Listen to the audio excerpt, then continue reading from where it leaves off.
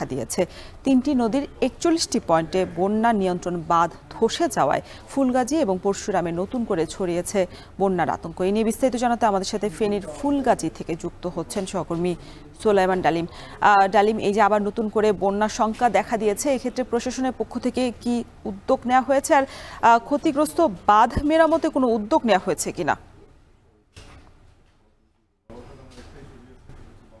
রওশন, এখন সূর্যের আভা দেখা দিলেও গতকাল রাতে কিন্তু ভারী বর্ষণ হয়েছে। সেই ভারী বর্ষণকে ঘিরে কিন্তু ফুলগাজী পরশুরামের মানুষের মধ্যে আবার কিন্তু প্লাবিত হওয়ার এক ধরনের শঙ্কা দেখা দিয়েছিল। আমরা এখন যে স্থানটিতে আছি এটি ফুলগাজীর মুন্সিরহাটের আলী আজম উচ্চ বিদ্যালয়। এখানে গত দুদিন আগেও কিন্তু হাঁটু পরিমাণ পানি ছিল, এখন সেখানে পানি কিছুটা কমেছে। পানি উন্নয়ন বোর্ড আমাদেরকে যেমনটি জানিয়েছেন যে ফেনীর ফুলগাজী পরশুরাম এবং ময়ূরী কৌয়া সিলুনিয়া নদীর যে 122 কিলোমিটার বাঁধ রয়েছে, এই 122 কিলোমিটার বাঁধের সর্বমোট 41টি স্থানে ভাঙন দেখা দিয়েছে। যে স্থানগুলো ভাঙন দেখা দিয়েছে সেই স্থানগুলো কিন্তু মেরামত হয়নি, যার ফলশ্রুতিতে একটু বৃষ্টি হলে অথবা ভারী বৃষ্টি হলে সেই বাঁধের যে ভাঙা জায়গাগুলো রয়েছে সেখান দিয়ে পানি ঢুকছে এবং স্থানীয়দের মধ্যে এক ধরনের উদ্বেগ এবং উৎকণ্ঠা বিরাজ করছে।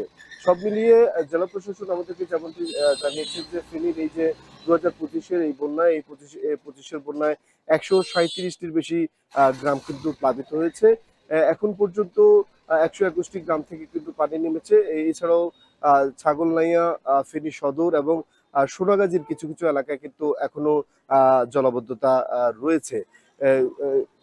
আমরা কথা বলেছি প্রাণী সম্পদ বিভাগের সাথে। প্রাণী সম্পদ বিভাগ আমাদেরকে যেমনটি জানিয়েছেন যে তাদের প্রাণী সম্পদে ক্ষতি হয়েছে প্রায় 64 লাখ টাকার বেশি। এছাড়াও মৎস্য বিভাগে ক্ষতি হচ্ছে প্রায় 2500-500টির বেশি পুকুর এবং ঘেরের মাছ ভেসে গেছে বন্যার পানিতে, সেখানে ক্ষতি হয়েছে প্রায় 9 কোটি টাকার মতো বেশি। এছাড়াও সড়কের ক্ষতি হয়েছে 126টি সড়ক।